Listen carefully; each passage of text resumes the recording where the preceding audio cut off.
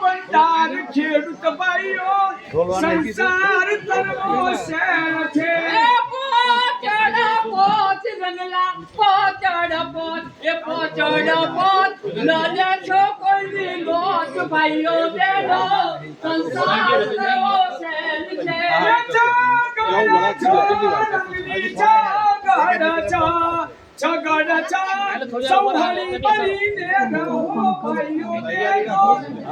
સંસાર તરવો શેલ છે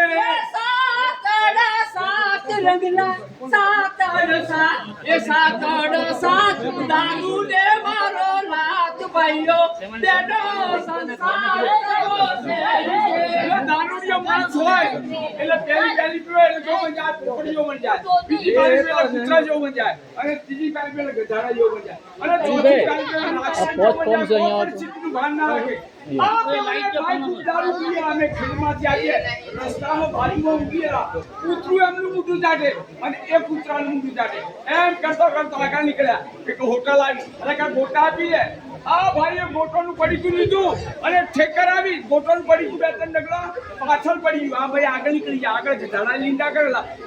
એના મનમાં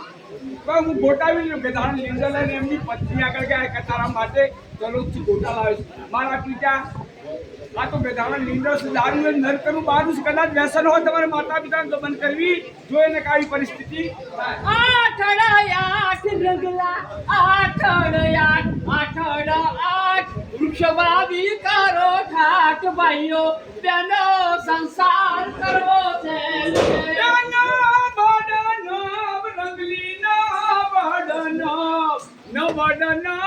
નાની બચત કરો સૌ ભાઈઓ બેનો સંસાર તરવો શેલ છે એકડા મેડા 10 રંગલા એકડા મેડા 10 અને બે બાળકા બસ ભાઈઓ બેનો સંસાર તરવો શેલ છે રંગલી સાંભળ તો ખરી અત્યારે એટલો બધો વસ્તી વધારો વધી ગયો છે કેરોસીન લેવા જઈએ તો પણ લાઈન હોય સિનેમા જોવા જઈએ તો પણ લાઈન હોય નાસ્તા ગૃહ જઈએ તો પણ લાઈન હોય અને મને પેટમાં દુખે અને સંડાસ આગળ ગયા તો પણ લાઈન લાગેલી એક બાજુ માતાજીના પવિત્ર ગરબા નવરાત્રી મહોત્સવ ચાલે અને આ ભાઈએ સંડાસમાં ગરબો શરૂ કર્યો મેં કીધું આ ભાઈનું ફરી જ જ્યું આ ગરબાના શબ્દો કેવા હતા એ કેસરીઓ રંગ તન લાગ્યો લા ગરબા કેસરીઓ રંગ તન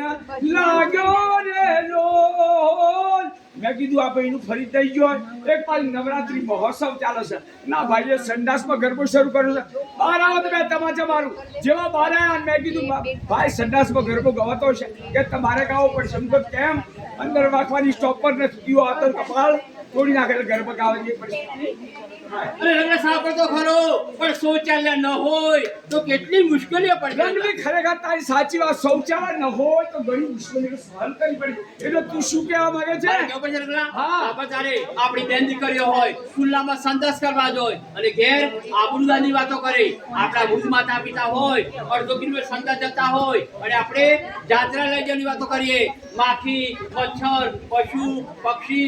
એકબીજાનો આપણે મળ ખાઈએ અને ઘેર આવીને સ્વચ્છતાની વાતો કરીએ આપણે કે મહેમાન આવીને જોડે ડબલું લઈ રસ્તો બચાવી શરમ નહીં આવતી જરા તો વિચારો રોગલા પોપટ કરે શૌચાલય બનાવો તેનો ઉપયોગ કરો તો દરેક શૌચાલય બનાવવું જોઈએ અને શૌચાલયનો જ ઉપયોગ કરવો જોઈએ કારણ કે ખુલ્લામાં સંડાસ જવાથી મળમૂત્ર થાય મચ્છર થાય મેલેરિયા થાય ચિકનગુનિયા થાય આ બધા રોગના બને એના માટે સરકારશ્રીએ ₹12,000ની સહાય આપવામાં આવી અને થોડા ઘણા પોતાના ઘરના ઉમેરી તરીકે શૌચાલય બનાવવું જોઈએ ગામ રોગમુક્ત બને પ્લાસ્ટિક મુક્ત બને અને સ્વાસ્થ્યલક્ષી બને એ માટે ખાસ પ્રયત્ન કરવા જોઈએ અને દીકરીઓને કન્યાદાનમાં શૌચાલય આપવું જોઈએ કારણ કે અત્યારે છેડતીઓના બાળકાના બનાવ બને છે આ ના બને એના માટે શૌચાલય ભેટ આપવું જરૂરી છે